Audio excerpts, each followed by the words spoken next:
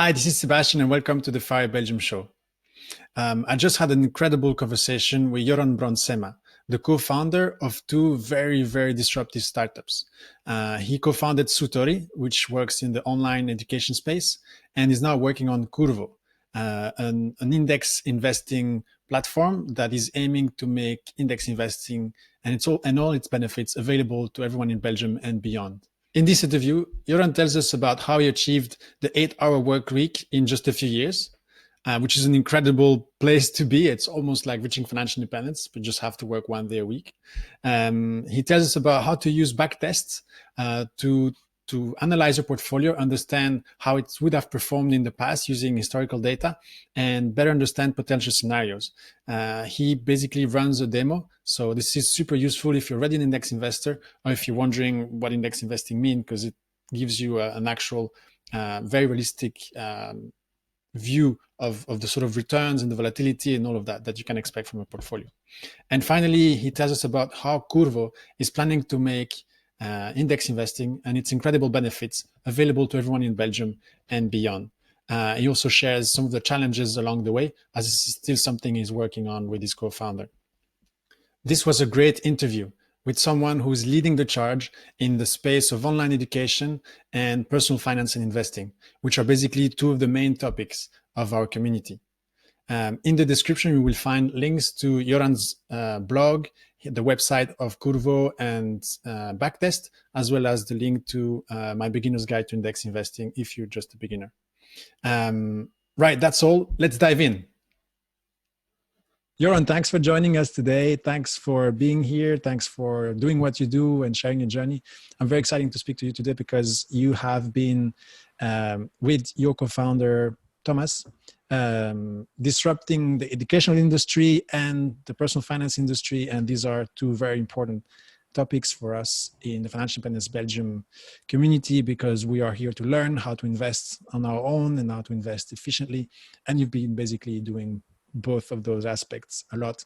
And so you are yourself a passive investor, you're an entrepreneur, you've traveled the world, and you're helping people to invest wisely at the moment, right? This is all very cool, and I'm very much looking forward to this conversation. So I guess before we start, would you like to introduce yourself briefly, like, who you are, what your hobbies are, and why you're here today? And then what we'll do is we'll go through your journey and kind of explore each of those aspects. Sure. So hi everyone. My name is Yoran, as you know, and I'm originally Dutch. So I was born in Holland, but I moved to France when I was 4, and then when I was 12, moved to Brussels, where I mostly grew up. So from the age of 12 to 20, I did my studies in Leuven afterwards, a bachelor's, and then I studied for a bit in Eindhoven for a master's. And yeah, after that, I just started traveling and doing entrepreneurship. So life hasn't been as stable ever since then. So your entrepreneurship, like, how come you started your journey? Did you go straight into entrepreneurship, or did you get a job when you came out of uni first? How did that work? Yeah, not really. So I studied computer science, and then I did masters in embedded systems, which is kind of halfway between electronics or electrical engineering and computer science. And entrepreneurship wasn't really something that was on my path when I was younger, and also not when I was studying. It just didn't seem like a career path to me. That changed because after I finished my studies, I always had the dream to go traveling for a year, to kind of a gap year after my studies, and so that's what I did. I worked for a couple of months when I graduated, and then I just left my backpack. I was 23, I think, back then. So I left. I stayed a couple of weeks in Taiwan, traveled around, and then ended up in Australia, where I spent most of the time. And so I bought a car. I traveled around for a couple of months, and then my money was up. So I had to get work. So I more or less settled in Darwin, which is this city, very isolated, like in the north of like in the middle north of Australia. So very hot, very tropical. And I had to find a job. And, obviously with my embedded systems degree, it's not like I could find a job in that field, because I only had to work for a couple of weeks, couple of months to make some money. And, that's where it kind of started, where I thought like, I was kind of at base level, in the sense that I didn't have a network. I didn't have a clear path. It was like, okay, this is me and I need to make money. And what do I do? Yeah. And so, kind of the basic of economics like struck me is like, if you have something, if you create something of value, or you create valuable work, people will pay you for that. And so I did, a bunch of odd jobs. I worked at a festival, I worked in a bakery. I was moving for a while. I was a photographer for a magazine as well.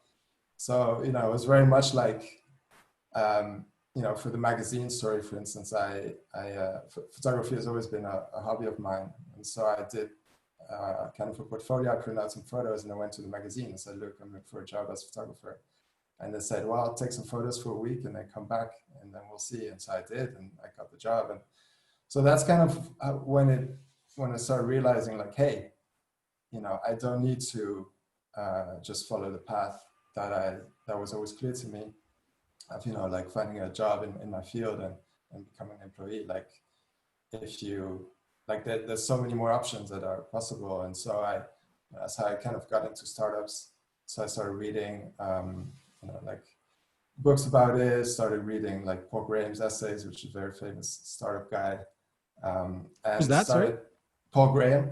Paul Graham? Yeah, so he's one of the co-founders of Y Combinator, which is like the most famous like startup accelerator. And so he wrote a lot of essays, which have kind of become classics in the startup world. And yeah, so the good thing is that I knew how to program. So if I had an idea for a product, which I had, then I could program it myself. And so that's how I kind of started that. And then, it kind of a coincidence. At the same time, my co-founder Thomas, who was a friend from school, like we've known each other since we were 13, kind of went our separate ways for university. But then he was doing an internship in Beijing at the time. Internship. So both of you very international from the start. Yeah, exactly. And so on the way back, I visited him actually from Australia. I took the flight to Beijing. And then he told me about this, the school social media campaign that they had done on Twitter. And it was kind of the start of Sutori, very, very like first things of Sutori. And he came back to Belgium around the same time as me. And he got into this accelerator called Nestup in Louvain-la-Neuve. And so he was already, say, a bit more advanced with this project than I was. And he needed a software engineer. So that's when we teamed up together. And that's how it started. Wow. Okay. Very cool. So Australia, China, and then back home to actually work on the new business idea. Yeah. Cool. But then, so I understand that you traveled around after that. Tell us a bit about, how Sutori developed and what kind of, where you went with that idea and where is it today? Like, what has it become today? Yeah, so it changes quite a bit. So at the beginning, the core idea was to recreate, to retell history in a more engaging and personal way. So the social media campaign that I told you about that Thomas had done in China was around the Great Smog of London, which is actually still the worst man-made pollution event that's happened. So in 1952, if I'm not mistaken, in December for 5 days, it was this gigantic smog all throughout London because there was no wind and it was very cold. So a lot of people were burning their coal in their homes and factories. And a lot of people died, and it was kind of the first like really big pollution event. And so what Thomas did, he created this fictional character on Twitter that woke up in 1952 in London with a smartphone and was tweeting everything that was happening to him. Like he pulled out photos from like the archives and And so it got, it got quite a following, like the London Fire Department retweeted it, the BBC relayed it, and Really good. and so that was kind of the start of it, and that was the core idea, to retell history in like first person narrative to make it more engaging for students. And yeah, so that was the original idea. Afterwards, that stayed for about 2 years. The reason why we left to the US was because it was 2 reasons basically. So first one is access to capital. So we knew we needed at least some funding. And the investment scene, like in terms of venture capital, like 8 years ago was very different than what it is today in Belgium, and especially in a sector like education. Like it was, unheard of that a private company, a startup, would get funded for bring out a project or a product in education. So that was the first reason. Second reason was the language. So obviously education is very language specific. Like you can't expect every 11-year-old Hungarian or Belgian to know English very well. And so we'd have had to translate Sutori from the start, like in all the different languages in Europe. So that would have really hampered our growth as well if we had to do that from the very beginning. And then, US is one big market of 340 million people who all speak English pretty much. So those were the 2 reasons. Yeah, that makes sense. I mean, the bigger market, it's really important for a starting product.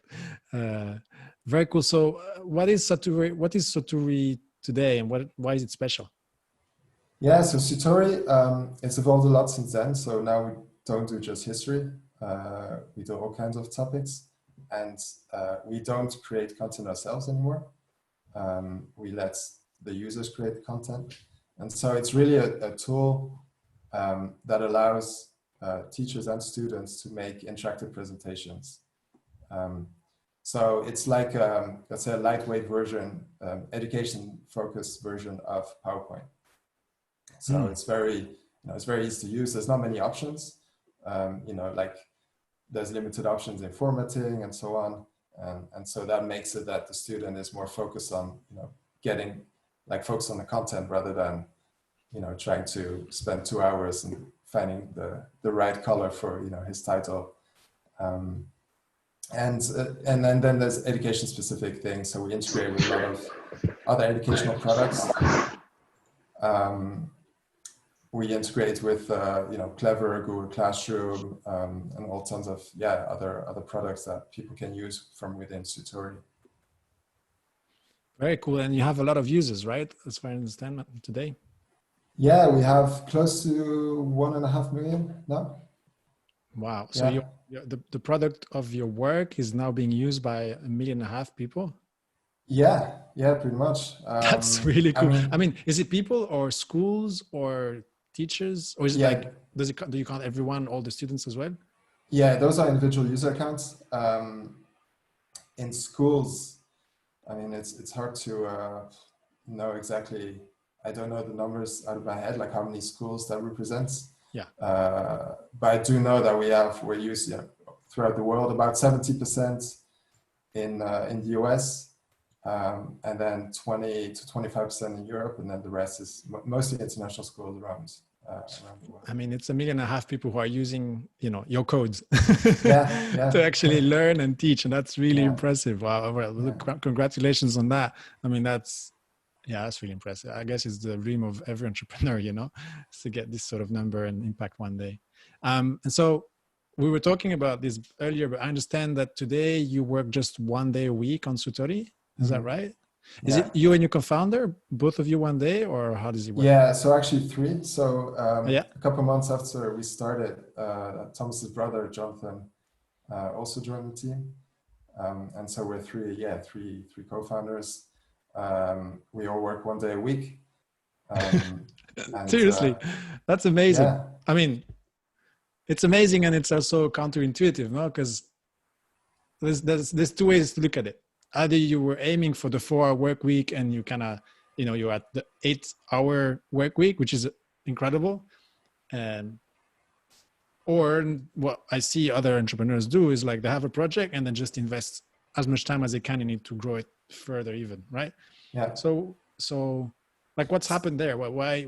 I mean, no, I think yeah, just tell us a bit more of the story there. Yeah, of course. So what we started realizing after, about three years ago is that there was a limit to how much we could grow with our current product.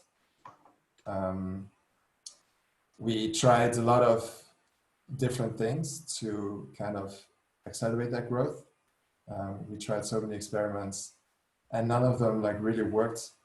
And so we felt like, we kind of like, we don't know how to grow this anymore exponentially. Like now it's still growing, it's growing organically. We still get, on an average day, about 1,500 new users on Sutori. Wow. But it's not like 10,000 or 20,000, And so with that realization, then we started also looking at, can we do something else? Can we do something else on the side? And that's when we started kind of pushing a lot on automation to reduce the man hours that we needed to spend on Sutori to keep the thing running. And so, yeah, it took a long time to get to this point, because when you're full time on it, you don't automate everything. So we pushed that pretty far, and and that freed up time to explore other projects, and Curvo as a result of that. Yeah. Wow. Okay. Very, very cool. Yeah. So basically that's lifestyle design, right? So what Tim Ferriss teaches is start a business, create value, scale up, automate, and then relax and, just go retire. But you didn't retire. No, I mean, the goal wasn't really to do fire at all, actually. Like I really enjoy what I do. We all do, all three of us. And, we like it's hard. Like once you're in there, it's hard to, like, let's put it this way. If I had like enough money to be sustainable, like tons of money, I would probably still do, this kind of stuff, like start up new projects and just because I just like building things. I just like building stuff and then getting, having people use it. And, like that feeling when you make your first sale, or like when you make more sales, it's like, it's really, it's really addicting, I guess. Yeah. It's the buzz of the entrepreneur who succeeds. Yeah. Very cool. So yeah, look, obviously, this interview is part of the financial independence community, and a lot of people here talk about FIRE as a way to stop working, right? Yeah. But obviously the conversation has evolved over time, and although that was like the very first thing, and it's obviously the biggest clickbait type of title you can have on your blog or a YouTube channel, whatever it is, today it is more about finding the time and finding ways to do what matters most to us, and basically not have to be tied up to a job we don't like. And I mean, it seems you're just enjoying what you do, and so you don't really need to quit anything, and you're already there, right? It's sort of bringing the benefits of financial independence in your life today. And I think like Sutori, with Sutori you did that, and then now you've automated Sutori, so it allows you to do even that more, because you can focus on whatever you like in a way, any sort of other business and startup.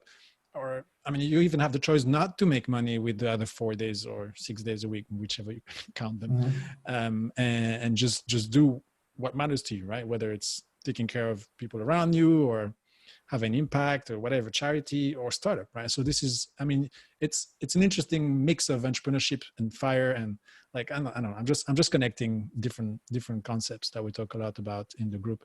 But all right, so thanks for the background, the story, all of that is like, it's fascinating. I think a lot of people in the group are, entrepreneurs inside, and they're just, they're working on making it happen. There's quite a few who are already there. But I am one of those who are working on trying to make it happen anyway. So very inspiring story. Thanks for sharing. Let's move into investing. You are a passive investor, right? So tell us a bit about your investing philosophy and how you started investing. So I started investing, yeah, about 4 years ago. Um, Basically, it was a fear um, for my future, and that was Hmm. really the start of it. And I started realizing, like, I'm not really saving much right now. What can I do to kind of safeguard my future? And in my head, it was more like, well, if I acquire the knowledge now, then when I do have, the influx of money that allows me to save more, then I know what to do with it. Um, and so I started reading. The very first book about it I read was Tony Robbins. Unshakable. Money Money is called, mastered the I think. game. Yeah, which Cool. is, the guy is like, the book's like 800 pages, and you could probably do it 150. Like, the guy just repeats everything over and over again. But it was really good because it gives you a very good overview of like the basic finance, financial types of securities you can buy. Um, and so that's how I started being convinced about index investing, as opposed to like stock picking. Uh, I had picked some stocks before. I had bought some stocks before, but they didn't turn out to be so good. Um, so I learned that lesson. But yeah, so from that, it's kind of the classic problem of anyone who reads those books. It's like, well, how, they're so focused on the US. So how do you translate it to a European setting? Like, concretely, okay, I want to do index investing. How do I do that? And that was a challenge to get that. Yeah, and so that's when you start working on your next project. So how did you get the idea to work on that? Because obviously you saw the need for yourself, and then what?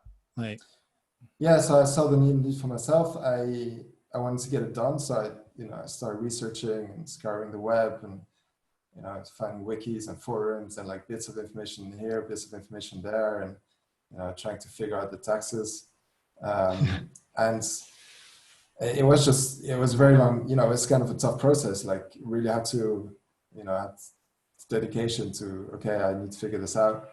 And so that's how I started writing about it on my blog, because I really wanted to help the, kind of the Belgian investor navigate all this, and all those little bits of information I found here and there, kind of assemble it in one place, one article, that makes it easier for a Belgian person to come in and start investing himself. And so that's how I started with my blog.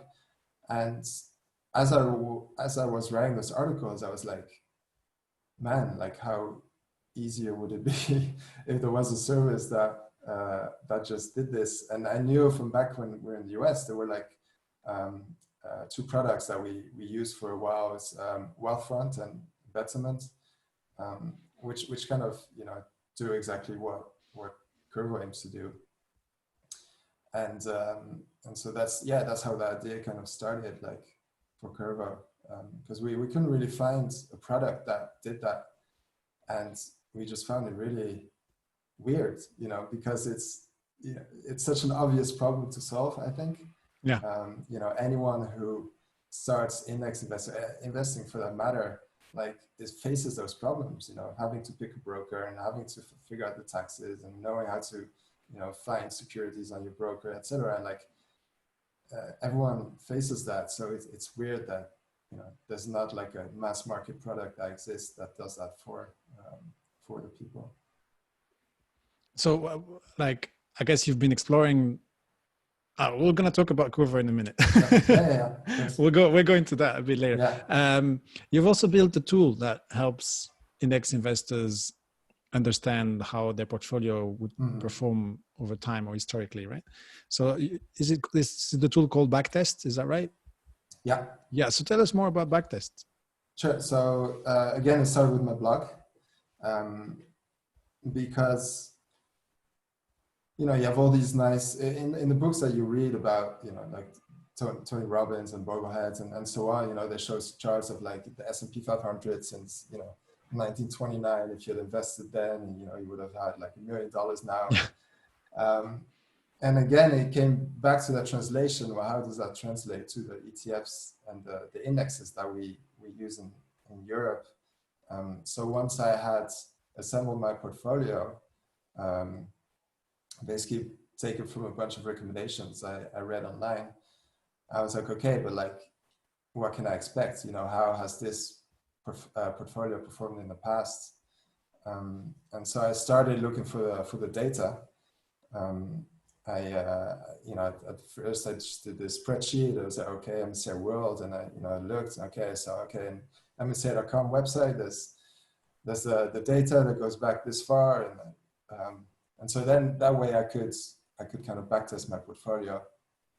But then, you know, it comes to the question of rebalancing. So I wrote an article about rebalancing, and then, well, comes the question: what is the optimal rebalancing strategy?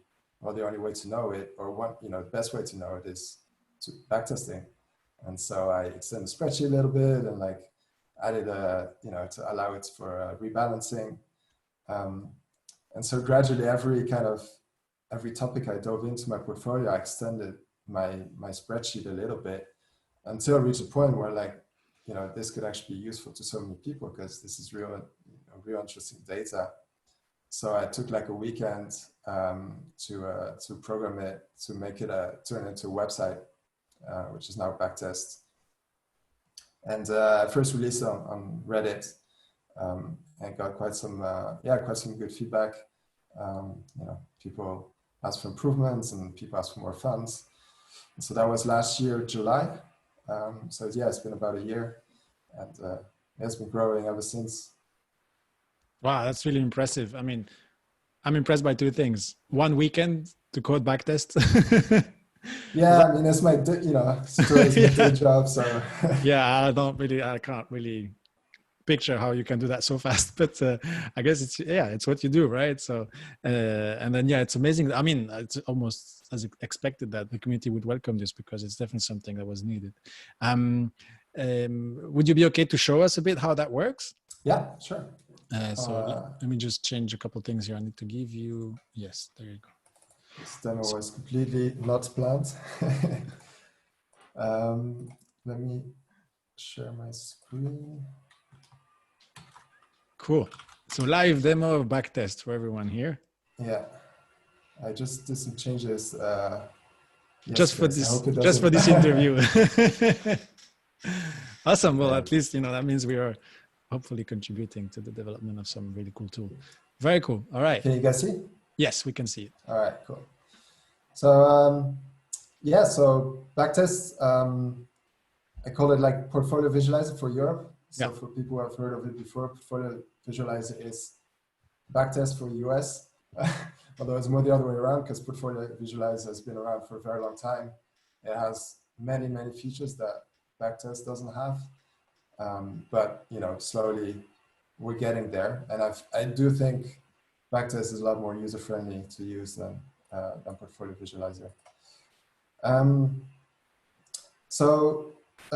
Here you can see a couple of galleries, so kind of example portfolios that you can analyze.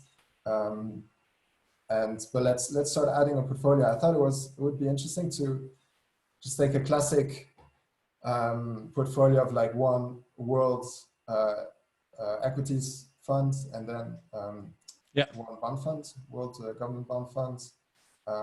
So let's take MSCI World. And so yeah, you can see there's a lot of, go back. There's a lot of funds. So at the very beginning, there were only 5 funds. But those are all funds that people have requested. So I've added them along the way. But let's do MSCI World. Let's get the iShares one. I think that one's very popular among FIRE people. Yeah, is that IWDA, yeah? Yeah. Yeah. This, and let's take the FTSE World Government Bonds. Hedged Euro is probably best. And so let's do FIRE Belgium. Save. Yes, we have our own portfolio now. Yeah. On Backtest, very good. So okay. Yeah. So first, yeah, just a quick recap of what it is.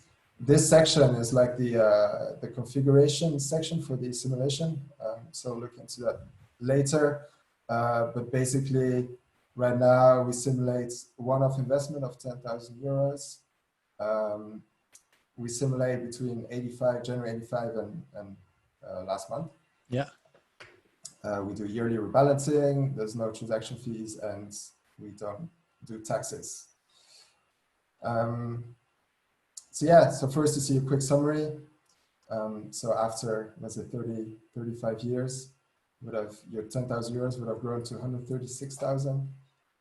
Is the annual growth rate, it's standard deviation, Sharpe ratio, just basic stats. Here you can see the evolution along the way of your portfolio value. But for me, like these are like not the most interesting bits. I think the really interesting bits are the other charts, which you're going to see now. So here you can see the history of the annual returns. So you can already see that, you know, there've been some pretty bad years. Like 2008 was minus 14.5, 2002 minus 11.7. I think this chart already gives you like how bad you can expect. Like it's happened in the past that, you know, you've had like over or less than 10% loss. So it's very likely it's going to happen again. This one is a histogram. So basically, for every return, annual return, we count how many times that has happened in the past. So we've had between 0 and 5% annual return that happened 6 times in the past. You know, between -10 and -15, it happened 3 times.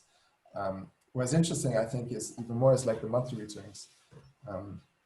So here you can see that it's happened once that we've had a -8% month, but then also one that has, you know, 5.6 actually in April this year. Another cool stat is like portfolio won money during 277 of the 426 months. So that's only 65%. Yeah. So that is, you know, that for 35% of the time, you're actually losing money every month. And that's, again, that's reality. People have to know, have to realize. And I think something like Backtest helps them understanding that. Yeah, that's very helpful. I really like these last chart. And the one before as well. Yeah. Very cool. Yeah. So one really, well, I'll say it at the end, kind of the summary. So, but like, let's move on to the drawdown. So this is actually a very interesting chart as well. So drawdown is basically periods of losses. So to give you an example, you know, we see this big like trough here. Yeah, 2003. Yeah, so that was in October 2000. We hit a maximum with our portfolio value, and it's just been going down until like, was it March 2003? So 3 years later, minus 20%, and then it recovered. But what that means is that for a period of 4 years and 11 months, you were in the negative. From the top, you mean? Because obviously, when people put their money in. But yeah, okay. Yeah. So let's say, you know, you were your portfolio was valued at 10,000 euros. Well, it took like 4 years and like almost 5 years. Yeah. For it to get back to 5,000 euros, 10,000 euros, and then, you know, grow again from there. And so this is important because mentally, psychologically, it must be very hard to you know, to have a period where for 5 years, like you're just losing money. You know, when you do your total return, it's like negative. And so I think, you know, all of us, most people probably here on the chat as well, who have been investing, probably haven't been investing for a very long time. You know, like I don't know if people here on the chat have been through this, you know, this drawdown, but I certainly haven't.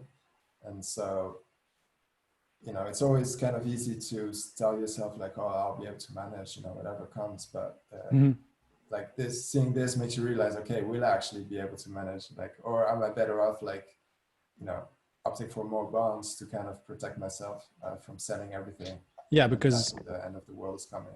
I mean, this is obviously the biggest weakness of DIY index investing, right? Is to actually be able to stay the course during those times where the market drops and then stays low and we stay in the red for a long time.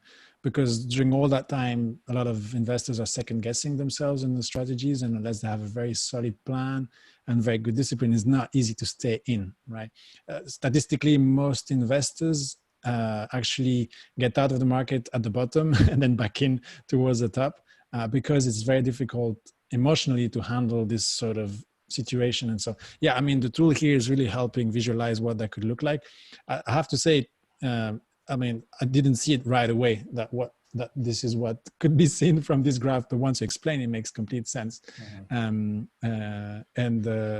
mean, this is the biggest challenge for most index investors. Despite all the knowledge we have, this is still a risk, right? Selling at the wrong time because we second guess ourselves and we think it might be the end of the world for whatever reason. Although it's been like that every time the market crashes, people think it's the end of it.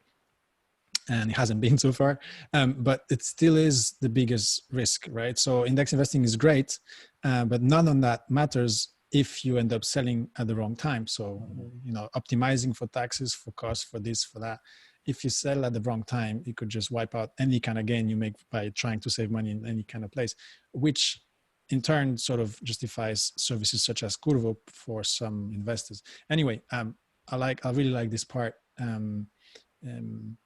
Yeah, I think here, you know, one thing that could help is kind of a visual saying, hey, you know, this is the biggest. I don't know if we can do something visual to say, like, this is what your portfolio could go through, and like this is what you need to be prepared for because it's tough. But I don't know if this is the place for that. So no, I mean, this is excellent data, but it takes a bit of a explanation to understand what it means, like from then I mean, perspective.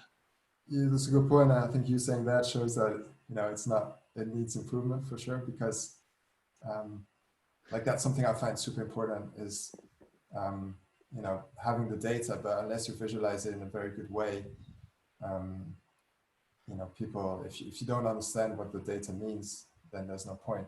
Yeah, and look, to be honest, the data doesn't exist until you created this. So, I mean, it's not easy to find, and now it's there, right?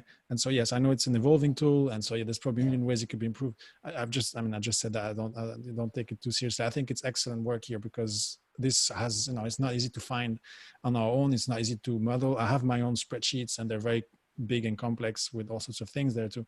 But I mean, you've summarized this in here very clearly and identified the longest and the deepest drawdown. You know, and that is something people need to see when they have the portfolio, when they build them, and then just, yeah, as we said, right, see if they can handle that emotionally, put themselves in that situation, not having the money in the green for 4 years and 11 months. It's a long time. Yeah, no, so yeah, brilliant. Thanks for sharing. This is super useful.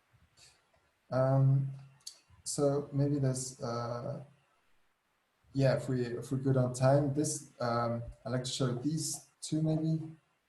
Yeah, those would probably be interesting. Then we can kind of play around with the settings and see what the effects are. Cool. So this is the latest edition, Efficient Frontier. So now we dive a bit more into, let's say, technicalities of portfolio management, but I'll try to explain it as cleanly as possible. Yeah. So what do we see here? We see two axes.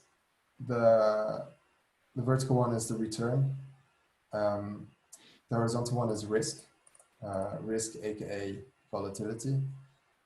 And we see a bunch of dots. And so what I did here is so I take the two funds I have in my portfolio, so bond fund and the equities fund, and I simulate all possible permutations of that portfolio. So, you know, our portfolio is 50-50, but I also calculated for 49, 51, 48, 52, 0, 100, 199, etc.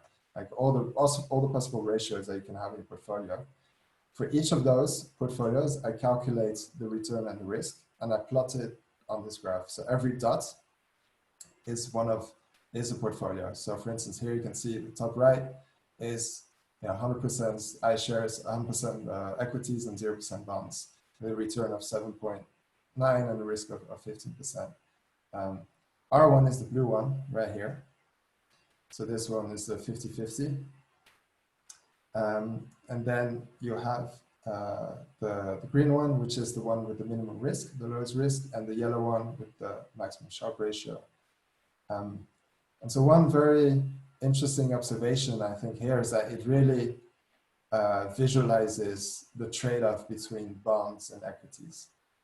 Very clearly, you can see if I want more return, so if I go up this way, then it also means that I go right this way, which means I increase my risk. A second very interesting observation here is that it's something I keep reading when people ask like beginner questions on Reddit or on Facebook, like, what should I do for invest? And then so many people answer, 100% equities. It's the highest return. Actually, that's not true. The highest return here is if you have a portfolio with 86% stocks and 40% bonds. And the reason is rebalancing. So maybe that's a fun exercise to do that now. Actually, no, sorry. I think, this is super important. A lot of people in the FIRE community in Belgium are avoiding bonds because of the 30% capital gain tax, even on accumulating bond ETFs. And they argue that bonds will not provide return. Part of the community is aware that rebalancing provides value in terms of returns, but often we don't know really how to quantify it. This here, your tool is actually showing us exactly how that changes returns over the long term based on historical data, right? Obviously, in this case, the future will be different, but historically we see that rebalancing provides benefits, and clearly 100% has rarely been the optimal portfolio allocation for returns, right? Might be some other reasons to go for 100%, but this is super important, and I see this a lot.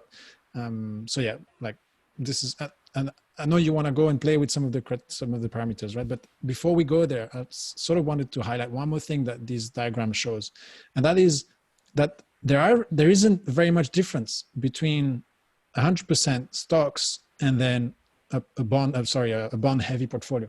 The 50-50 portfolio that we've selected here is at 7.6% average return over the past 35 years, whereas 100 would be at 7.8. Right? We're talking about 0.2% that you're giving up on returns when you go 100% to 50-50 for an improved risk reduction. You go from close to 15% volatility to about half, 7.5%.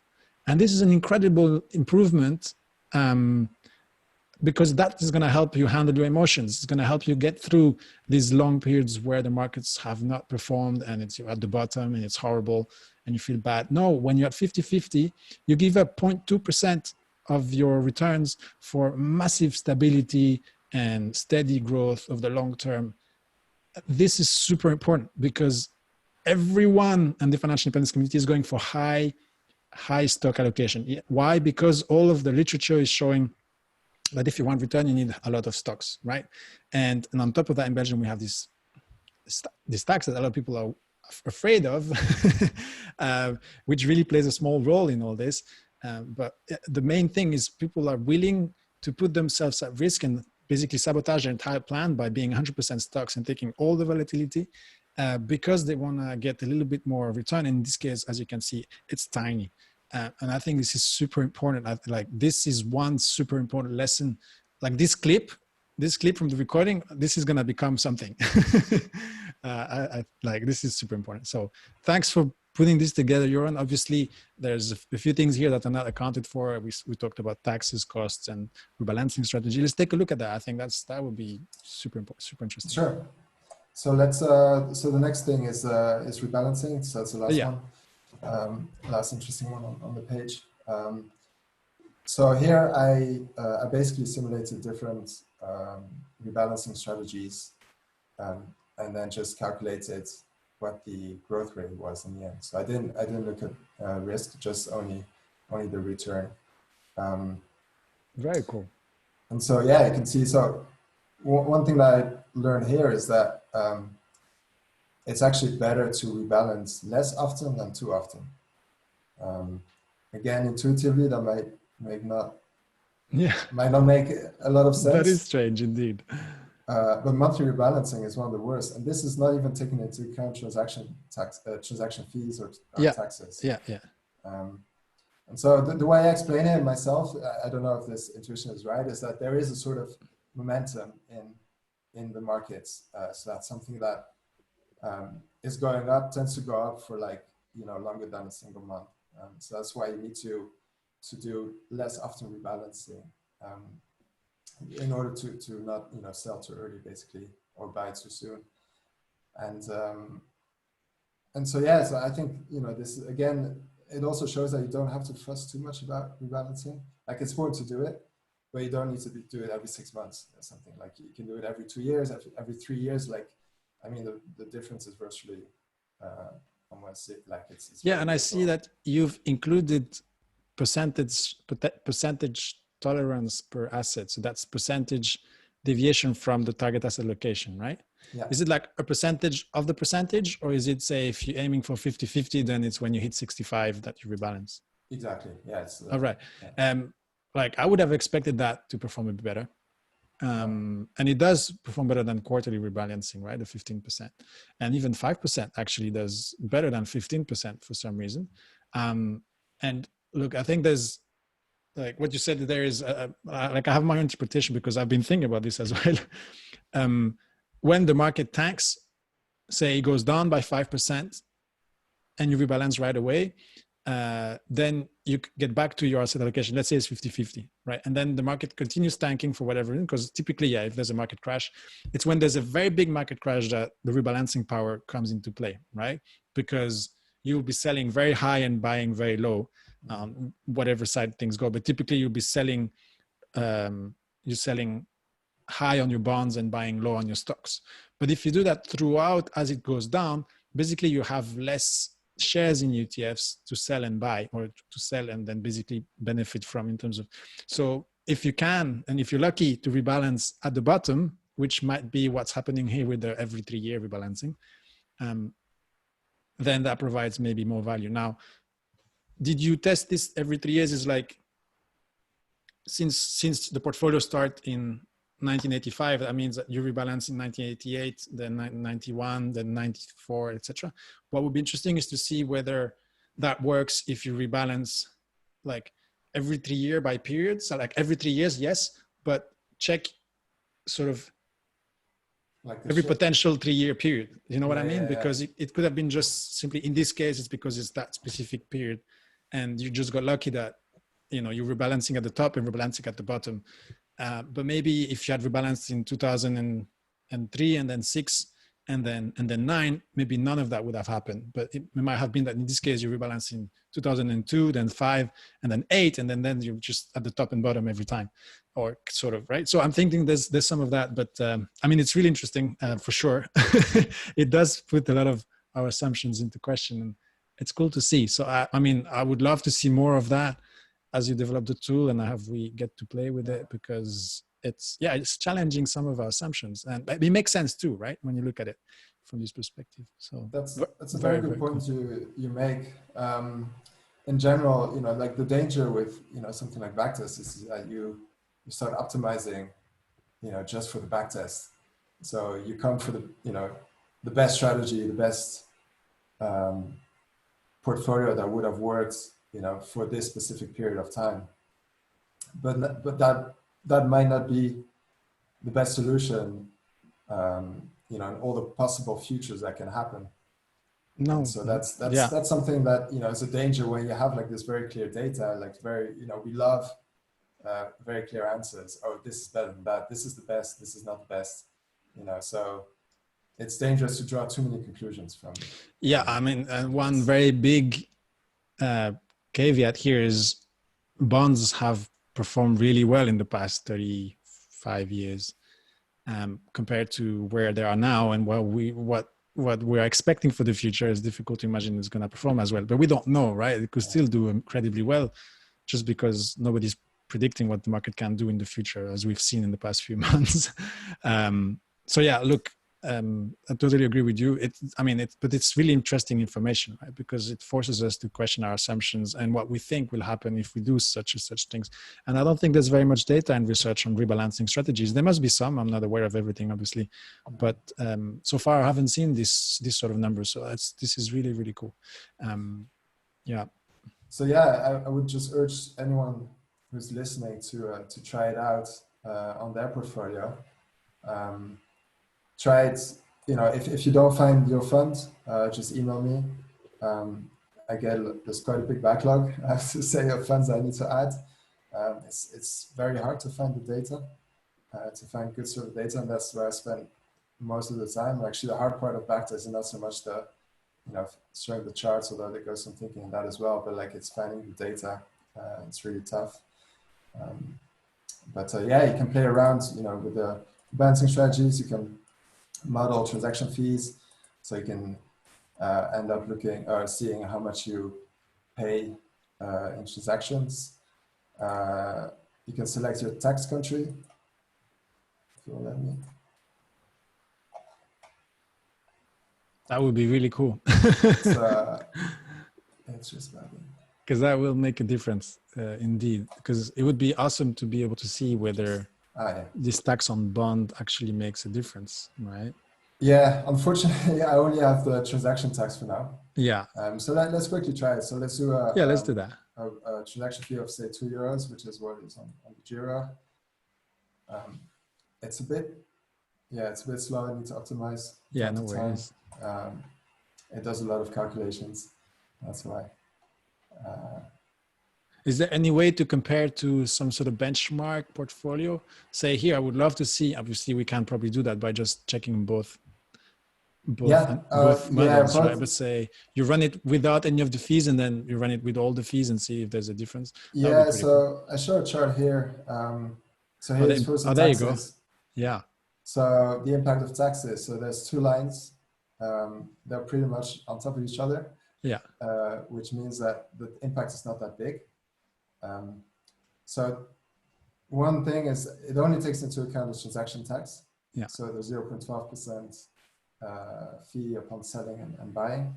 Around the tax, so the 30% tax on capital gains for bond funds is coming soon. Cool. It's a bit more complicated to implement because you need to take into account the order in which you buy the funds and yeah. I mean, this is more implementation work in there. But yeah, even now, when you look at transaction tax, the difference is just minor. But that's also because we did a single €10,000 investment at the start. Yes. So this is only the tax on the very first. Yeah. It would be interesting to see what that would look like if people are, say, contributing every couple of €100 every month or so. You can do that too. Yeah. So here, investment. Let's do it. Yeah. Maybe let's do one like that. Sorry, I should have changed it there. All right, so so we can choose, one-off amount or recurrent. So let's do recurrent. And so now it's €200 every month. So let's do we'll just keep it like that. That's very good. Yeah, let it process. Yeah. In terms of a simulation period, is that the maximum, or you have data for more, or how does that work? This is the maximum. So basically, I take the longest I have for the intersection basically of funds. So these funds haven't even been around for 35 years. So so that's a little trick I use. So I don't use the fund data, but I use data from the underlying index. Yeah. And then I apply the total expense ratio on that data to get the fund data. All right. So, and then there might be some tracking error and a couple of other things maybe to tracking error is not taken into account. I would like to, but I've never managed to find relevant data or really good data of every. And then there's withholding taxes. I don't know if that would be accounted for in the index. So there might be a few places where there's money leaking out, and some people refer to that as, you know, tax leakage or withholding tax leakage. So yeah, there's the couple of, so that, I mean, it's good to know what the assumptions are, because, but I mean, the whole exercise still works. Obviously, these are minor things, but it's, yeah, this is really cool. Okay. And so the index only goes to 1985. I would, yeah, so maybe it doesn't go further because these are global indices that might have not existed before. And I must say, world goes back. I have the data to like the data goes back to 69. The problem is currency. Okay. And so initially I only got the data till 99 because that's when the euro appeared. Good point. But then I found actually there's a good proxy for the euro, which was used between 79 and 99, which is called the ECU, the European Currency Unit. And so that was never a currency by itself, but it was used in the financial world as a sort of proxy for the, you know, roughly the European Monetary Union.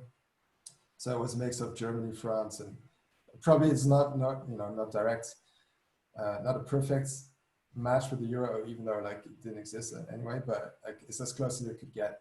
So 79 is really the absolute furthest I can go. Before that, I can probably start using German marks as a proxy for, you know, for like kind of the currency, but I think wouldn't it be, yeah. Because one other way would be to say, well, I'm going to look at the US dollar funds and simply use the latest exchange rate and assume that before that it was just all connected.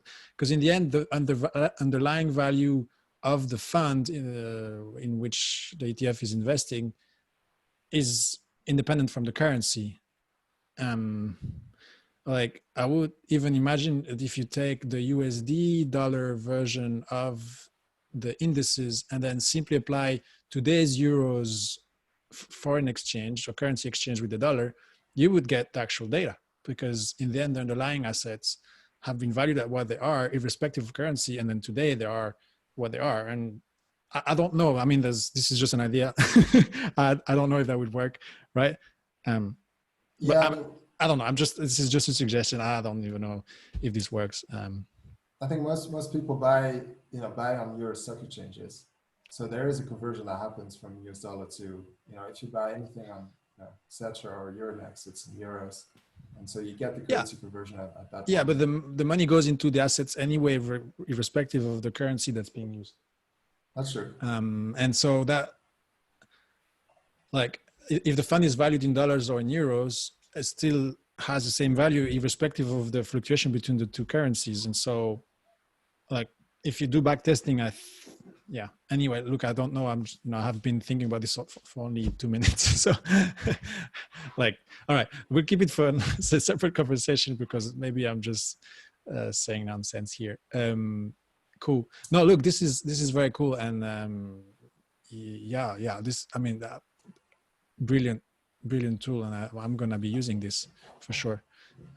So anyone, if you have any, I'd say, try it out yourself. If you have any feedback, any questions, just email. One thing I can show before we stop is the comparison, so you can compare. Cool. So like, for instance, this is an 80-20, 20-80, and 50-50 portfolio. So then it shows like the evolution and the drawdown. It's kind of messy, so you need to work on that. But basically, you can do this kind of stuff as well. Very cool. Yeah, we can see the drawdown are almost none when you have 80% bonds. Which makes sense, obviously. But you still get a good return, right? So if you look at the graph above, 80% bonds, we're still getting a solid return over time. It's a smooth ride. Yeah, obviously it's past data. We don't know what's going to happen to bonds in the future. But this is very cool visualization. Cool. Awesome. Well, thanks for sharing. I mean, this is such a cool tool. I think everyone should be using it. Cool. All right. Let's talk about Curvo then. Sure. I think we sort of covered where the idea came from and obviously the need, etc., and why you started it. We obviously announced the talk on the different financial independence Belgium groups, and we've had a few questions, and so I've sort of combined them into a list of questions, including my own. Are you okay if we go through some of those? Yeah, sure. Cool. So who's the target audience for Curvo? So our target audience is our generation. So roughly the millennials. So it's really anyone who, you know, gets his first job, gets his first paycheck until like, you know, 35. Obviously, we're not excluding anyone above that, but you know, it's important for us to have a clear target group for, you know, the branding, the marketing, the messaging, and so on.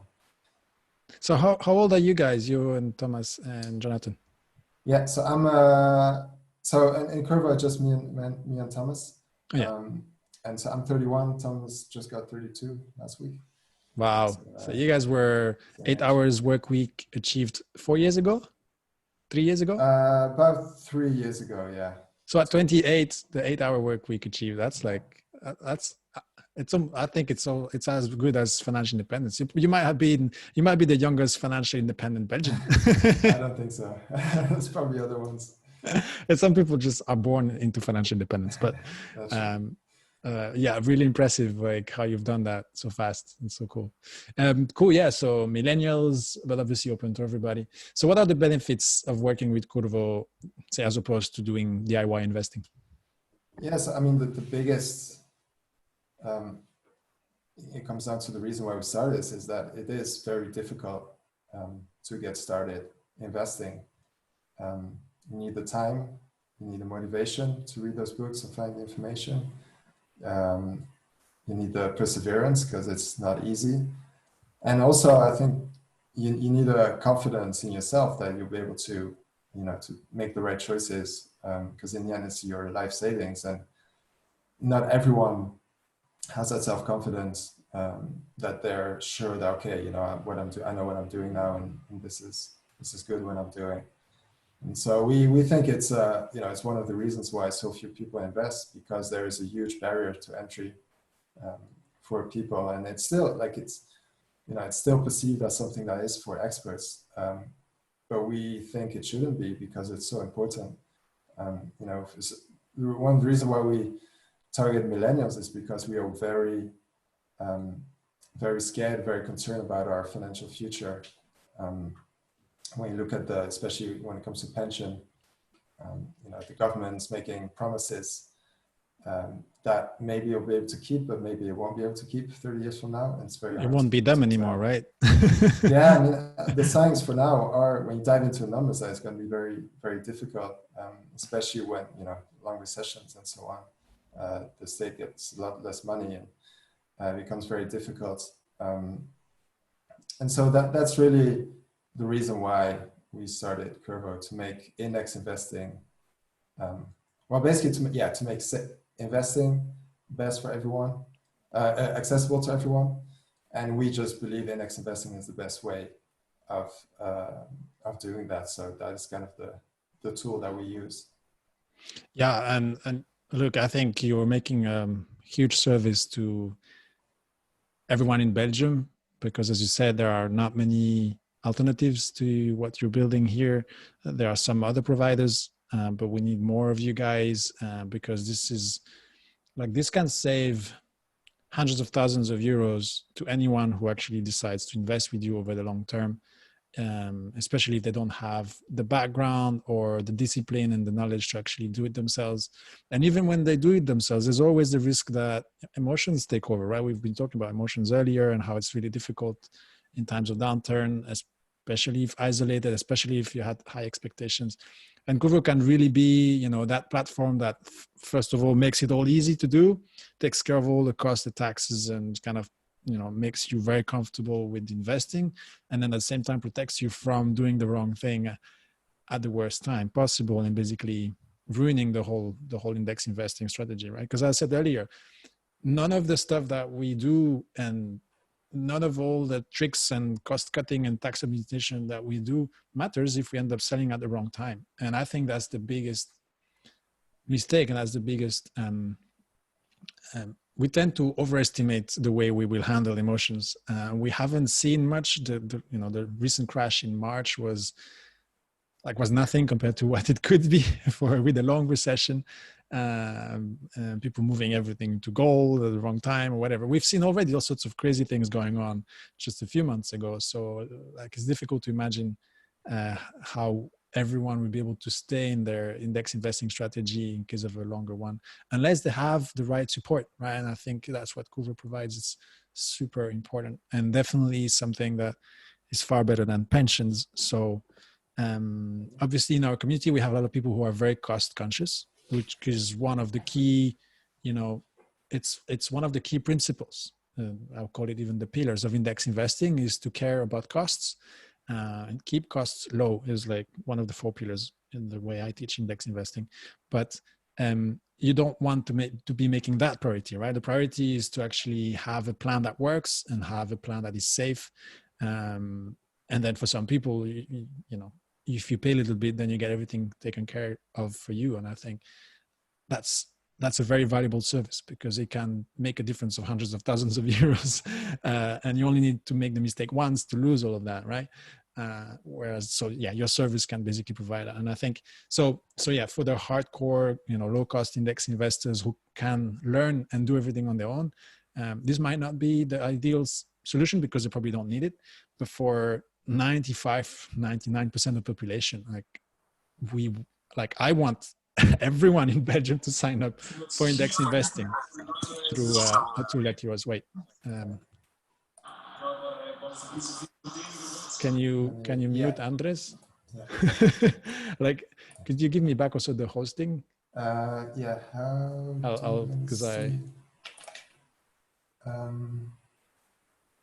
I think if you right click or more on me and then make hosts. Yes. All right.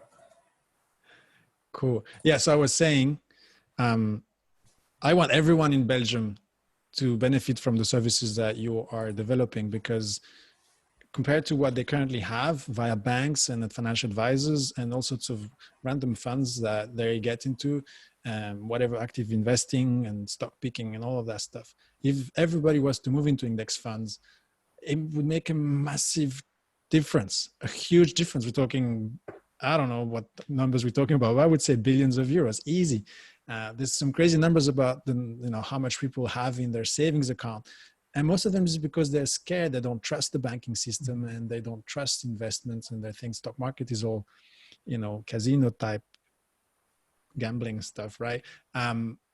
So yeah, we need more of what you are developing because it changes lives. Like investing well changes lives. Investing in index funds in the right way provides security, freedom, gives you options, make you, do what you love. You can actually change jobs, takes time off, be with people you love, actually pursue projects that make a difference just like you, right? And the potential for society is insane. Honestly, I'm super excited about your project. And although I'm a DIY index investor and I promote that, I strongly support the adoption of investing through platforms like yours. So I hope that people hear this message and make it happen, because we need this to happen. So this is really cool and really important. Sorry, I just I get excited about all of this. So, but look, we were talking about fees because obviously we have people who are very focused on fees in the community, and I have been for a long time. What levels of fees do you foresee? And what does it include as well? Because obviously we have fees and then maybe other costs and taxes and all that. Yeah, so in our models now, we use a 1% fee. That's what we want to charge. So 1% yearly fee. And that covers everything. That includes, the broker fees, custody fees, transaction taxes. The only thing it doesn't cover is the 30% on the capital gains of bond funds. So that's not something that is covered. However, we want to make it fully transparent to the user so that all the numbers that we show to the customer, so when he looks at the value of his portfolio, that will be net of the tax, so that when he sells, he's not getting he's not facing a bad surprise. Like, wait, I thought I had 2,000 euros, now you give me 1,800.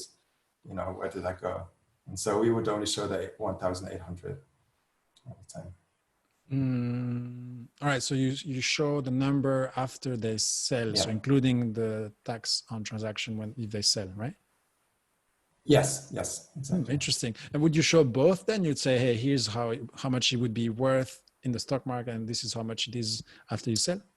Yeah, so if the customer wants, he can dig into it. We'll show the information for sure. But one of our core values is like user experience and intuition, which is something that is lacking a lot in the finance industry. I think until recently, all the banking digital products like the apps were terrible. The net banking was terrible. Now it's improved a lot, but like for us also, it's also something we've learned with Sutori is that having that ease of use, having that intuition for the customer is more important. Like the customer doesn't need to know that he's going to have to pay the tax when he sells.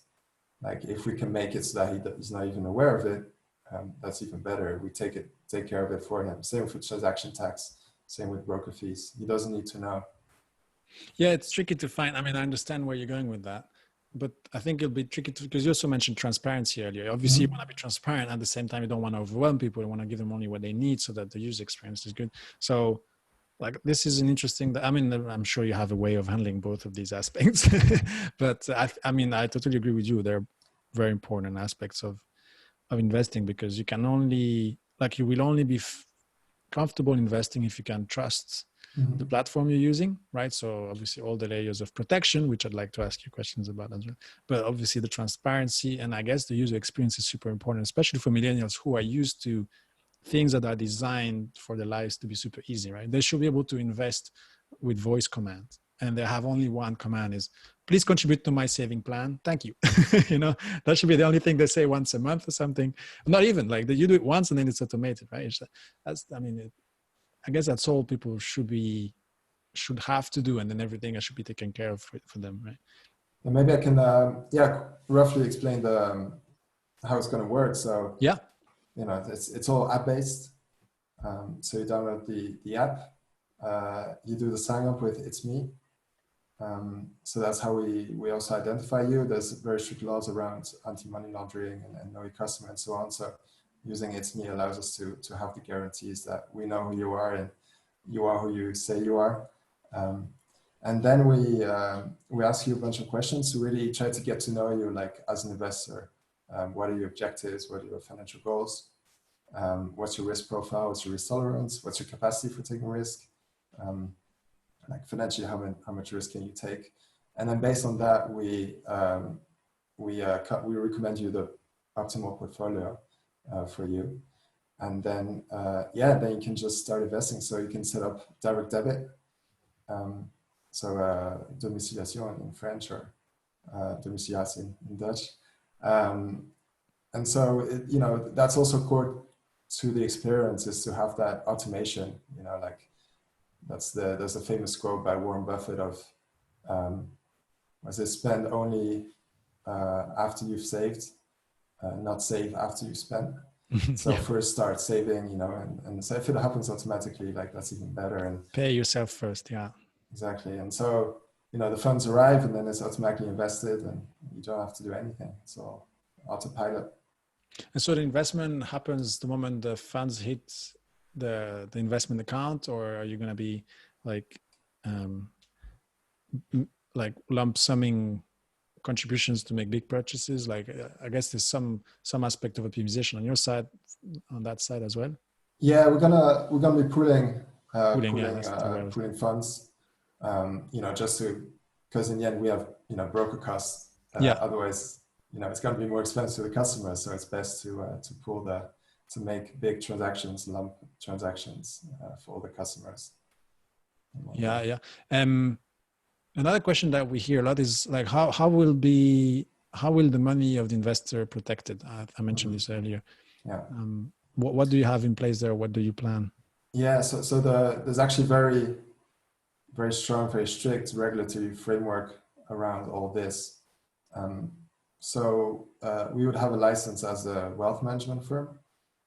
And under that license, you are not allowed to keep any assets, nor any liquid funds, nor any money from your customers. Mm-hmm. So by the regulators, we are forced to work with a third party, a custodian, who is going to hold all the assets. So that's typically a large bank who's going to hold the assets and hold the funds.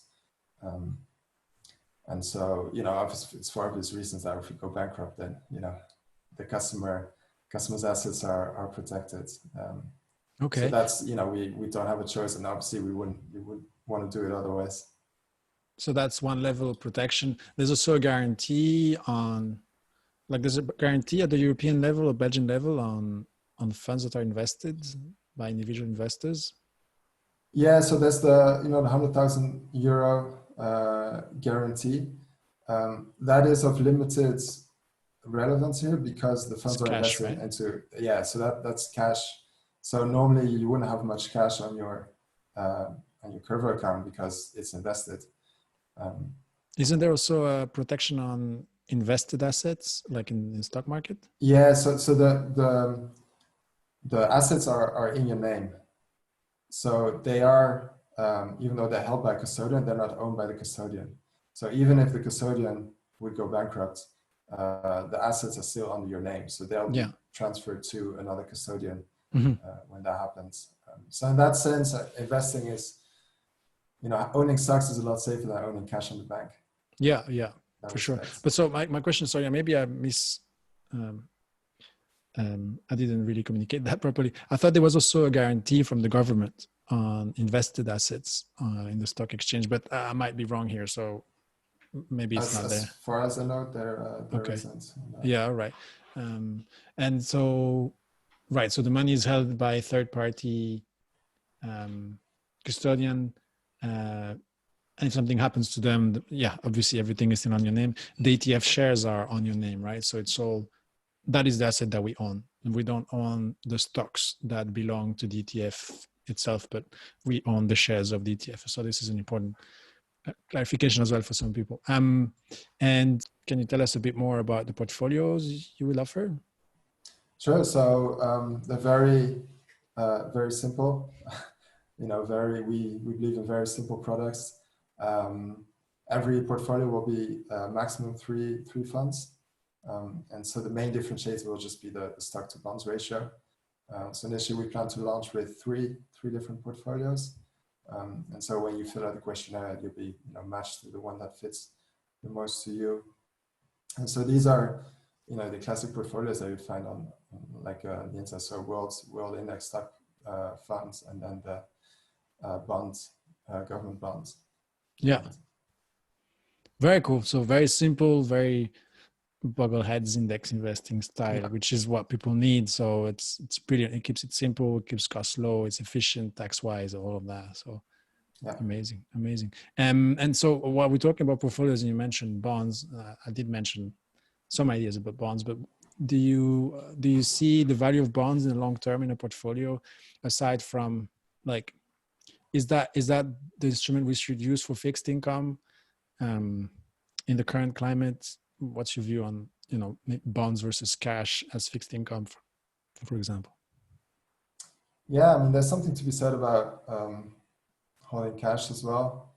I find it very hard to, or very tough to make those calls because of the the whole unpredictability of the global markets. So I still think bonds is better than cash because you do get a little return. However, actually, when I said cash, I meant cash deposits on savings account, for example, which at the moment, yes, they give very little returns, 0.1%. But then compared to what some people are foreseeing or forecasting for bonds, I don't know if that compares, and whether you've considered that. Yeah, I think the two interest rates are very correlated. Yes. The bonds yields and the interest rates on savings accounts. I think that one of the reasons people don't want bonds is because of the low return. But for me, that's not the purpose of the bonds in the portfolio. The bonds are there for the stability, and for having kind of incorporating the gains that you get when you do the rebalancing, and to lower the volatility. So in that respect, I still think bonds are the preferred. And so that would be more long-term bonds or short-term bonds. What's your preference there?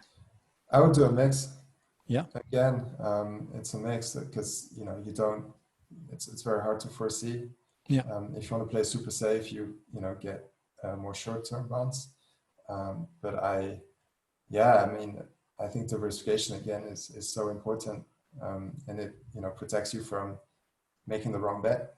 Yeah, no, definitely, because they have both long and short-term bonds have benefits, and they're they can play an important role at different times. And so diversification there, I think, is another important aspect that a lot of people tend to oversee, or they assume that the bond ETF they have already includes whatever they need, which is often the case, right? Because we take quite widely diversified bond ETFs as well. But yeah, I mean, this is an important aspect of diversification from that perspective: maturity and duration. Cool. Look, I think we've run out of questions from me, and I think I could keep going if we didn't have an audience that's here to ask you questions. So first of all, everyone, sorry it took me so long to ask all these questions. This is a fascinating conversation. I'd like to invite everyone to turn on the cameras. So please turn on your camera and your microphone, and please ask questions. Yoran is here with us for at least another 20 minutes. If there's interest beyond that, we'll see. We'll see. We'll still be here and awake. But please turn on your mic, say hello, introduce yourselves. Thank Yoran for his presentation, and then ask the question, please. Philippe, you have a question? Hi, Philippe. Hi guys. Hi, Yoran. Hello. We've been in touch a bit earlier via email. Thanks for a great conversation. I learned a lot, actually. One question I had was, we are in a world where we are moving to hourly based advisors, less on expense ratios, and try to keep the costs low. How hard is it to come up with a business model like for Curvo, where you then move again back a bit to the expense ratio side? So it's a thin line to walk, I believe. How do you look at it? Yeah, it's an interesting question. It is. We looked at this coming from another angle, because we see a trend where, just like broker fees have really come lower and lower and are slowly going to zero, we believe that the advent of passive investing will make that management fees, like the 1% we're charging, are also going to go lower and lower and lower. And so what we find interesting is, I mean, obviously this is a very long-term evolution, I think, but what we find interesting is to look at other ways we can run the business without charging the customer directly. There's some interesting things in the broker space, for instance, like I think Robinhood, the American company, kind of started that, where they said, well, instead of charging the customer, we're going to charge the exchanges through which we route our orders. They're going to pay us for that privilege, and that way we can offer the brokerage service for free. And so, all the free broker services that you see in Europe now as well are copying that model. I don't have an answer to how, exactly what business model that would be or what revenue stream that would be. But I do think that's, it's something that the asset management space will need to solve, because I do think like the management fees are going to go lower and lower, eventually reach zero. Okay. Because I believe so. Betterment and those companies are also using a percentage that they charge Because I believe in Belgium, Bolero is starting with Matteo, something likewise, Yeah, or Mati. you have Matti, yeah. Yeah. Okay. Yeah, they. I think they're also around 1%, but they 1%, yeah. Yeah. But is it a similar initiative, or do you think it's a bit different? Maybe yours more targeted towards a certain age group, and maybe more seamlessly to use things like that. The user experience. Yeah, that will be better. Yeah, indeed. So the first version we're going to launch with, which is passive investing, like the finance aspect is very easy, and it's all the same as Bolero or Mati or Lucy by BNP. There's another what's the other one called? I forget the name. But and what we think is going to determine the success of Curvo is the marketing and is the branding, and is making it easy for the customer. And for us, like the education aspect is going to be crucial as well. Because not enough people know about it. It's a very long-term thing that we're building. It's going to take a long time, but yeah, we hope to. One more question, if okay. If people do invest, hopefully they do it for the long term, 10, 20, 30 years. In a sort of risk diversification, is it useful for one index to hold more ETF products, like for MCI World that you use 2 instead of 1? Okay, they say, okay, we split the management company, the custodian. They are different companies, and if something bad happens, even if the custodian get liquidated, you get you hold the products. In that sense, would it be making the things more complex holding 2, or if you look at, because there has never been a stress test on that, there has never been a State Street or a Vanguard that has gone to rough waters yet. In a 30-year period, it will probably happen. What do you think about that? It doesn't make it necessarily more complex. To be honest with you, that's a risk we haven't taken into account.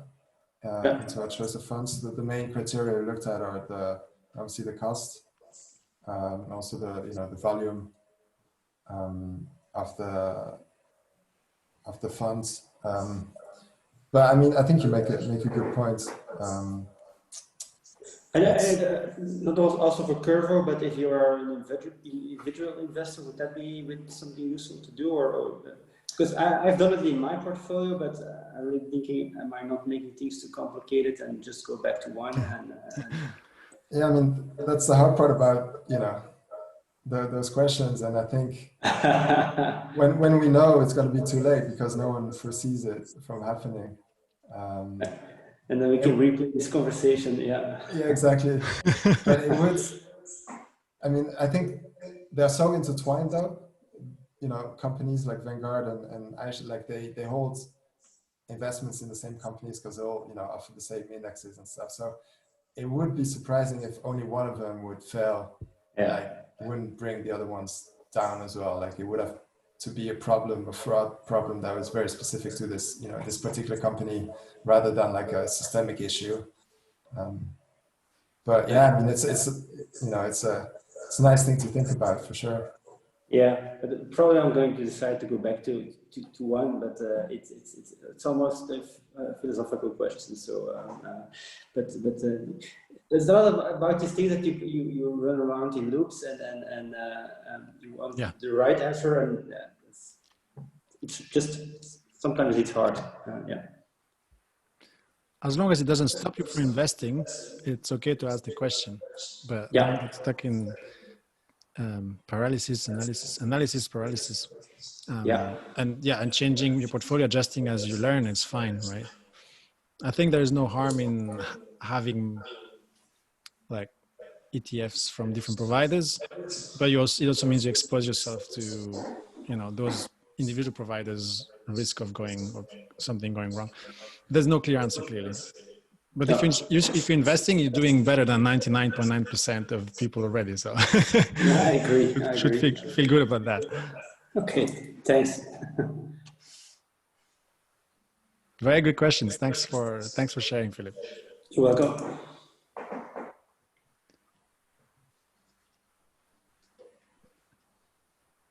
Who else has questions? Yeah, Philip, if you don't mind muting, because there was some echo. Thanks for that. Guys, this is it's one unique opportunity to ask a question here. So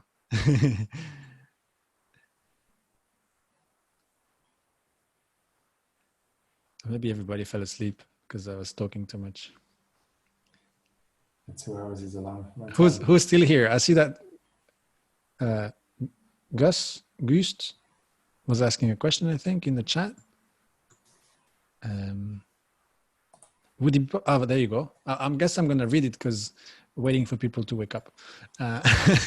Would it be possible to buy part of a share? This can be quite interesting for small cap investing. Mm-hmm. That is not something that we're going to offer at first.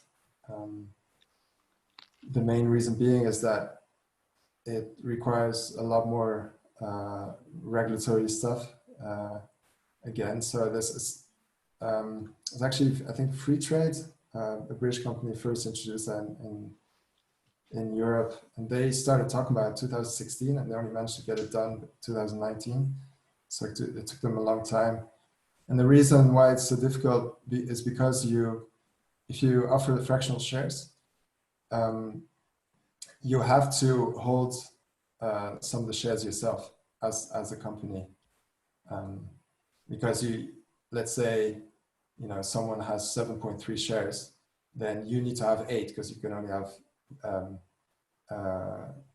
units, and so you have to lend them out to your customer basically, and keep the 0.7 on your own balance sheet. And so just because of that fact, it requires a whole lot of new set of requirements around, what if you go bankrupt and all the risk analysis. And so from a regulatory perspective, they're very cautious about that. So it's a lot more work, and it's already difficult by itself. However, again, to go back to the customer user experience, for us, that's, the day we can offer that, we will do it, because it's just so much more intuitive. As a customer, as an investor, you invest 200 euros. You don't invest 15 shares of this thing. You invest in euros. So that's why it makes more sense to do fractional shares, for sure. Yeah, because then there's no cash balance. There's also no cash balance. You invest everything. Yeah. It's clear. I mean, it's clean. Yeah. What's the minimum to start investing? It was very insightful. Yeah, sorry. Yeah. So is that Gust? Gust, how do you pronounce your name? Yeah, Just. Just. All right. Do you have any follow-up question on that? No, actually, you covered everything. So the reason why, I didn't know the reason behind why it is so hard to do part of a share. I didn't know that. So thank you very much for the explanation. I learned something new. Thank you. Yeah, definitely. Me too. A lot. But just following up on that, then, is there a minimum to start investing with Curvo? Yeah, 50 euros. Oh, that's okay. Yeah. Yeah, because the ETFs that you're going to be picking are also fairly small in value at the moment, right? Yeah, exactly. Because if we had fractional shares, we could go as low as we wanted, but now we're forced to have a certain minimum. And I don't know if you mind me asking, but these are more questions around the business side of things. Mm-hmm. Do you have an idea of the volume you need for the business to be self-sustainable financially? Yes. You don't have to answer, but no, I'm interested. We do. We do. It's still a bit up in the air, because in the sense that we don't have all the parameters ourselves. So we're still figuring out with the partners about the specifics, things like back office, for instance, is something that's very important for a wealth management firm. So it depends on the price of that. Do we build parts of it ourselves? Do we buy the whole thing and rent it? And so all the parameters are not entirely clear, but it is true that it's a volume kind of business. So, you know, the way wealth management firms have traditionally worked so far is high net worth with low number of customers. So when you look at the companies, all the 14 wealth management firms in Belgium, they're all you know, private banking style companies. So you need, you know, minimum 100,000 to invest, or up to $1 million. And so that we kind of completely flipped that model, where it's like, oh, it's very low amounts with a high number of customers. So that's definitely a challenge. Yeah, because what I see is that, I mean, it's extremely, from my perspective, it's very difficult to make the whole operation run on 1% of, you know, whatever you're going to have in the first few months and years. Is going to be super tough, right? What counts is where you're going to be in 5 years, and like whether you've, you know, the size of your customer base, and like how much they actually invest, right? There's two things. There's a number of people, and then there's how much they actually trust you to invest more with you, as opposed to with something else that they might be doing on the side, right? Real estate or some other things. And so like I applaud you for taking on this challenge, because to me it seems like it's a massive mountain. But yeah, you're not afraid, you're going for it, and I love it. But like I want you guys to succeed, and I'm seeing this thing which is like, yeah, you really have to pile up a lot of customers and then convince them that investing through you is the best thing they can do with their money, which is true. Yeah. Anyway, I don't know if you have something to say about that. I'm just impressed. I agree with you. It's a big challenge for sure. Yeah. And but yeah, like if we, you know, we in there, what drives us is the problem that we see.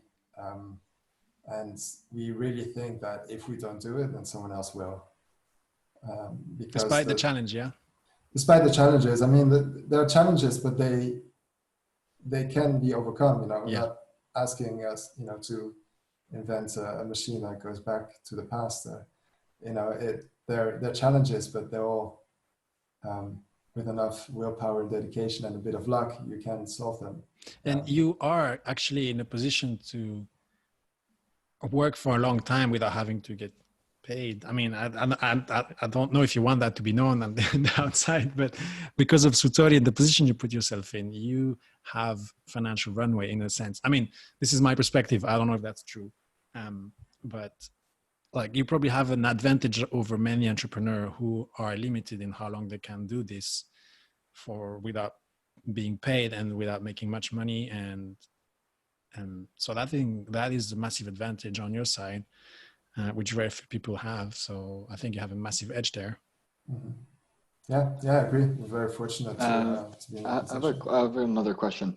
So your target audience was millennials, right? If I recall correctly. Mm-hmm. So have you thought about going to universities or doing talks at universities to reach students there? Because I know for a fact that there are people interested, they just don't know about it.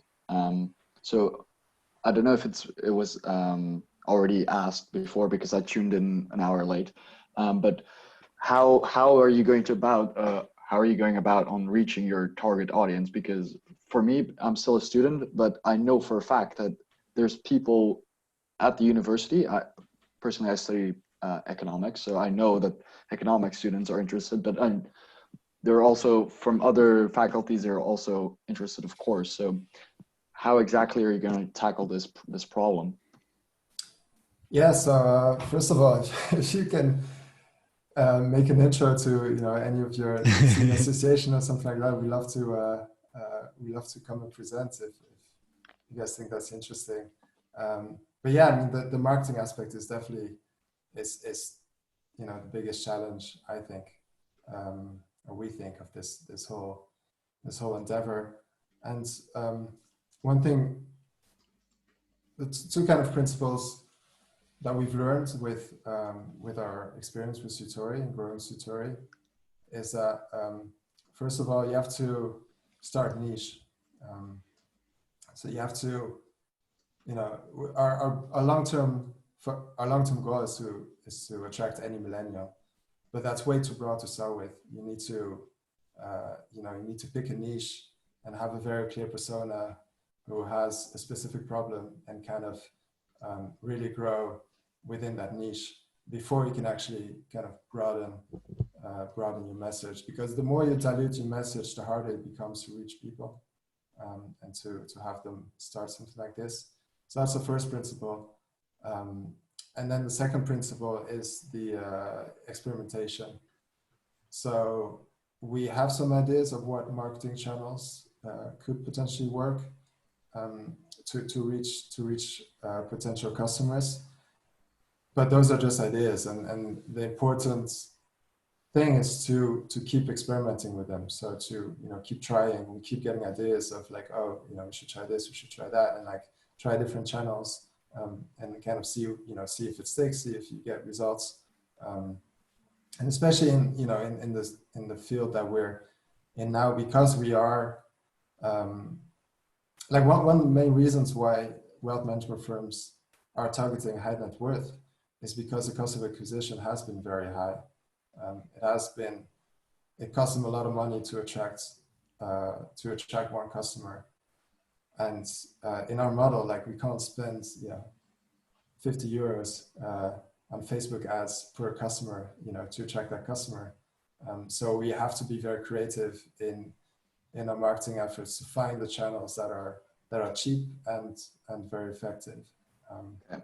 So, for example, I study at the University of Hasselt, and I am part of a youth organization. So it's like, if you know AFC for Leuven, it's Academics for Companies. We do something very similar, but in Hasselt.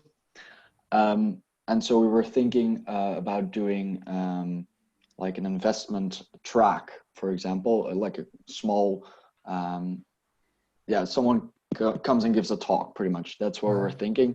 And well, personally, I'm the only one that is into investing there. But for me, the only people that I really would know to ask for a talk would be, for example, someone from KBC, from a big bank. But I know that they will advise funds that are actively managed and that I don't even believe in myself. So we still have to look how everything is going with Corona, of course. But if you're interested, I can try and arrange something for you and give you an audience, because personally, from what I've heard, I'm very, very impressed. Yeah, I would love that. Great, for sure. You can just reach me. I mean, through my email, maybe. Yeah, I sent you a connection on LinkedIn. So okay, perfect. Great. Yeah. Very interesting. If Corona allows it, I'll try to be in contact with you, because I know if I contact someone else, if I contact someone at Bolero, they will just, I don't think they will promote what I believe in personally. Yeah. So that's why someone like you is perfect for this. But I just didn't know anyone, so I'm glad I attended this webinar. Cool. Brilliant. Great. Yeah, this is exactly what this is for. Brilliant. Connecting and empowering people so we have more index investors in Belgium. And if you're interested, if you need more speakers, I can talk about similar topic or financial independence and everything around that. Yeah, perfect. I'll send you a LinkedIn request as well. So cool. We'll see. Yeah. Right now we have a lot of troubles with how exactly we're going to organize events. Mm-hmm. For example, an online webinar would also be interesting, but we're still looking into how we're even going to reach our students, because Hasselt is already smaller as a university. So we still have to see exactly how we're going to reach our students. But if we do manage to get an audience this year, which will be a lot harder than normal, but normally these tracks, they get a lot of attention. So if we can get attention, I'll contact you and let you know something. Thank you. Great. Brilliant. Sounds great. Hello. Hello. I'm Dries. Thanks for your presentation, Yoran. Thanks for hosting it, Sébastien. It was very informative. I learned a lot. And yeah, I wanted to go a bit in depth about the 1% because I'm just trying to wrap my head around it, if you don't mind. Especially since you, what really triggered my interest was that you said you were going to the Netherlands now, because I'm actually in the Netherlands and I actually invest from the Netherlands. So I know a lot of alternatives in the Netherlands of what you're making right now, Brand New Day, Meesman, all those things. What strikes me as very different is that they are able to offer it at a management fee of 0.5%, which is half of the 1% you're currently saying. Of course, there are different tax situations. And you're also saying you want to include all taxes in there. I know, for example, that in the Netherlands, a 0.3% dividend leakage, they don't have to pay it. So that's already 0.3% that they can earn themselves. But still, I was wondering if you could give me a breakdown of the 1% and how you come to this number and why you see and why you think it's necessary. And I totally get that you're trying to create a company and make a profit, of course, but yeah, I'd like to see this 1% and a breakdown of it. Yeah, sure. So before we go, I think Meesman, they charge 0.5%, but they charge 0.25% or 5% on the transaction as well, in the transaction, buy and sell. But no, regardless of that, yeah, I mean, it's you know, it's a tricky question. And the thing is, at first, we are going to charge 1%, but we hope that when we reach scale, that we'll be able to, you know, gradually reduce that fee.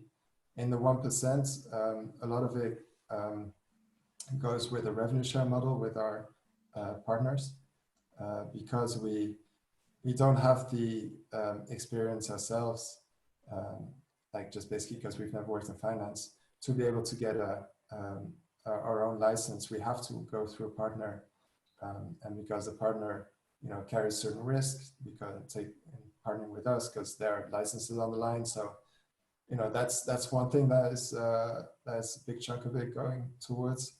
You know, then there's fees like It's Me sign up.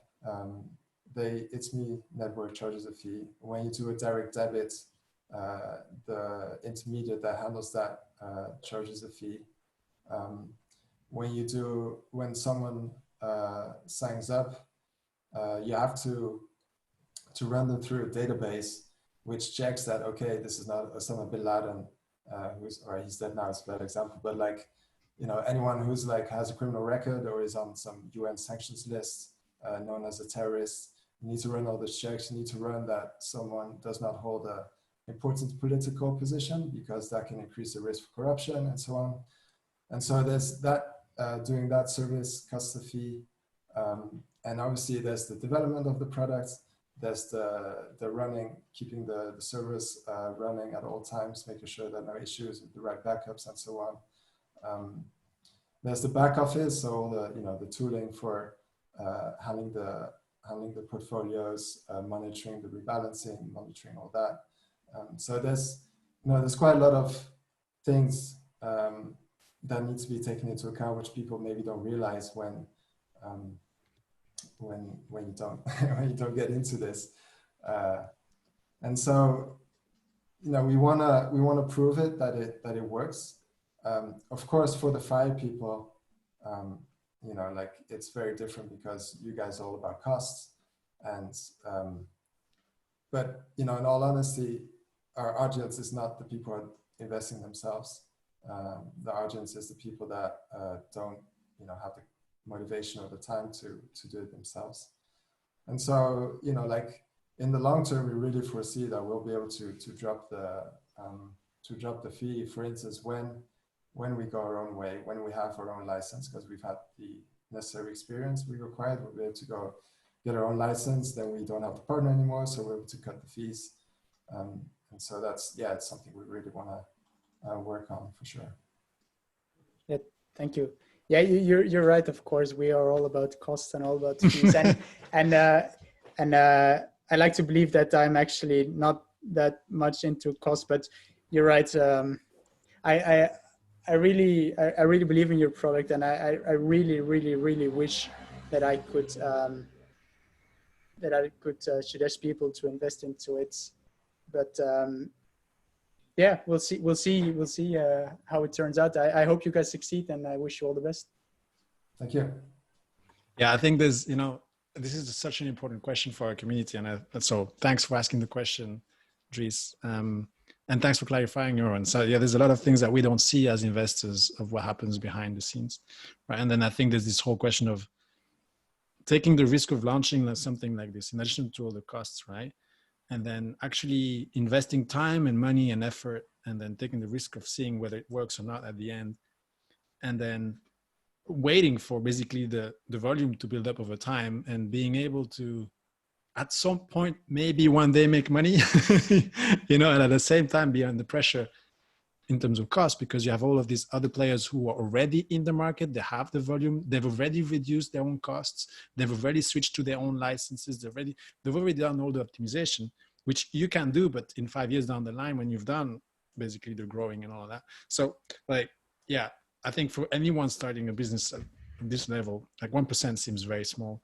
And the key is to just be able to grow fast and then reduce costs. I've seen this happen we've seen this happening with lots of robo-advisors, as we call them. Yeah, they start at decent high percent, something 1%, 1.2 sometimes. And then they go down as time passes, because they start competing with the other established players. But yeah, no, I mean, very important question. And I'm with you, Dries, on the fact that we need to keep fighting for low costs. And then in addition to that, we need to fight for everyone else in Belgium who has no idea how to do all this. Exactly. We're still waiting for the first platform that really, actually, we're still waiting for the first Curvo that truly works, just fully automatic, no looking back to your money, just knowing that it will keep investing month after month, no emotions, only rational decisions, and just stay the course. And I hope you're all free of in a that's month. automated. I hope you're free in a month, Dries and Yoran, if you're interested. We're speaking to EasyVest. So that's one of the other players in Belgium. Yeah. So we can ask all the same questions and see how that works, because yeah, there's more players, and we'll speak to them as well. Yeah, we'll have more of these interesting conversations and tough questions. But thanks for coming, and thanks for asking the question. Oh, thank you. Very cool.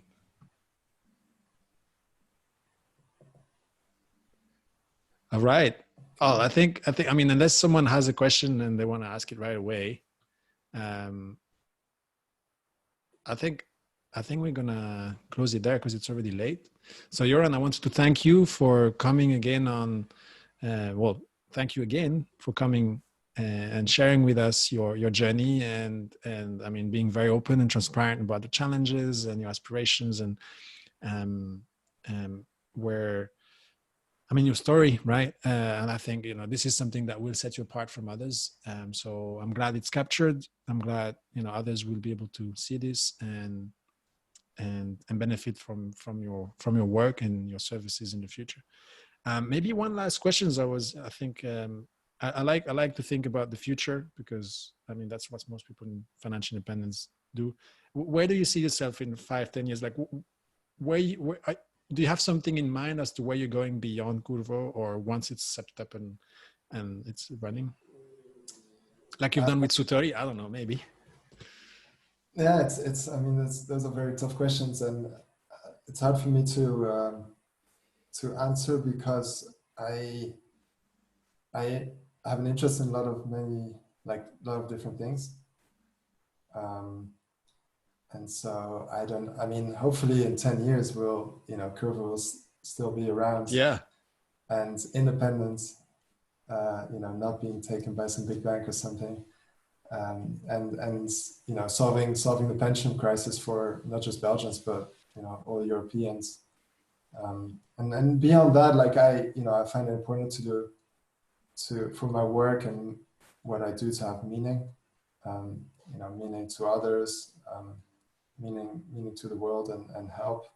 And something like climate change is something that I think is very important, and I haven't spend much time on that now, but maybe 10 years from now I'll be able to have the means to focus more time and effort and maybe financial means on solving parts of that problem. So we'll see. Let's talk more about that some other time. We have a lot to share, I think, on those topics as well. Yoran, thanks again for joining us. Thanks for already doing so much good for the average investor in Belgium through Backtest and your blog. I mean, you've helped so many people. We see your blog we've referenced a lot. And I think going forward, we'll see your Backtest tool being used in lots of places. If you need feedback on any of this stuff, feel free to ask the community. We're here to support your work because you're helping so many of us, and you're going to help all of those who are not aware of all of this stuff, and that is pretty amazing. So thanks again for being here, for doing what you do, best of luck. We'll speak again soon, I'm sure. Yeah, thanks for the conversation. Really had a good time. A small question: will there be future webinars like these? Because then I'm very interested in joining. So I came so across maybe it on Reddit, so I didn't remember. For everyone who's new, like this is organized by me, but for Fire Belgium, we have a Facebook group where we have weekly events. Every 2 weeks, there's a community meetup where we talk about specific topics and people just come and share. It's private, it's not recorded. It's only for the people who are there. And so we can talk about very personal questions or just learn from each other. We've had really interesting meetups so far on all sorts of topics, from entrepreneurship to saving money, to investing, to taxes, to brokers, to all sorts of things.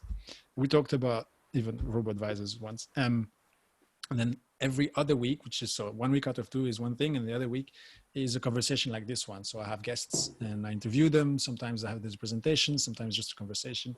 And then there's always chance for people to ask questions. In 2 weeks, we have a conversation with a freelance, with someone who's freelancing in Belgium. And so we'll talk about how to do that and how to set up, how to launch your own freelancing activity, set up your LinkedIn and all of this. She's a LinkedIn expert. And then in 2 weeks later, we talked to another index investing platform in Belgium, which I mentioned earlier, EasyVest. And there will be more. I have some big authors coming. Jim Collins is coming. Andrew Hallam's coming. There will be, so there's more coming. So there's something going on every week. And so, you're very welcome to join. Most of this is shared on the Facebook group, Financial Independence Belgium.